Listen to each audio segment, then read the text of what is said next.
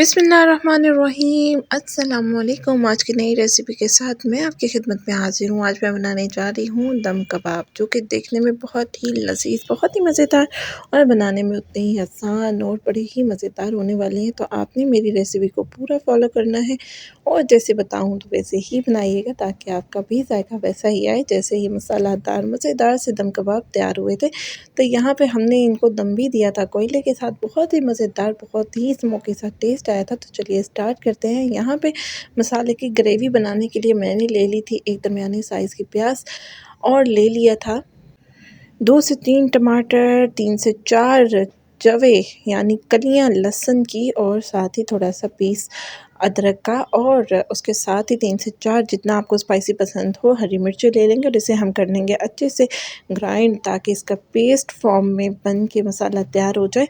और फिर हम नेक्स्ट स्टेप की तरफ चलते हैं। तो यहाँ पे ले देते हैं बीफ, मटन या फिर चिकन का कीमा, अच्छे से जो कीमा बहुत ही बारीक सा हुआ, और उसमें डाल दूँगी मैं 2 से 3 हरी मिर्चें चॉप की हुई। उसके बाद मैं डाल दूँगी लहसुन, अदरक का पेस्ट, नमक, मिर्च, हल्दी, मसाला, ज़ीरा, जो कुछ भी इसमें डलता है नॉर्मल मसाले होते हैं वही मसाले, और साथ ही इसमें हम मिला देंगे कबाब मसाला, जो कि बहुत ही ज़बरदस्त सा इसका टेस्ट और फ्लेवर देने वाला है। तो आप चाहें तो इसको फिर अच्छे से आप इसको फ्राई कर सकते हैं। अगर जल्दी है तो आप इसे जल्दी से इसी तरह ही मसाले में बना के छोड़ दीजिएगा।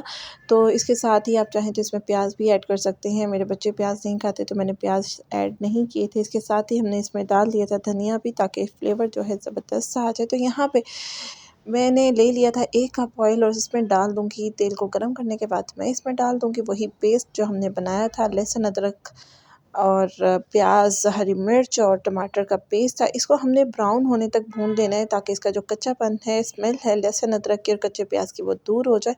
और इसके बाद मैं डाल दूँगी इसमें 1 चम्मच भर के कबाब मसाला, यानी कबाब मसाला जो भी आप यूज़ करना चाहते हैं, या फिर 1 चम्मच भर के आप इसमें कौरमा मसाला भी डाल सकते हैं। और खड़े मसाले में डाल दूँगी, जिसमें था काली मिर्च, ज़ीरा, बड़ी इलायची और 1 दालचीनी का टुकड़ा। और यहाँ पे आधा कप मैंने डाल दी थी इसमें दही का, आप चाहें तो मलाई का भी यानी फ्रेश क्रीम का भी यूज़ कर सकते हैं। तो अच्छे से मसाला भूनने के बाद मैं इसमें कबाब शामिल कर दूँगी, आप चाहें तो कबाब को फ्राई भी कर सकते हैं।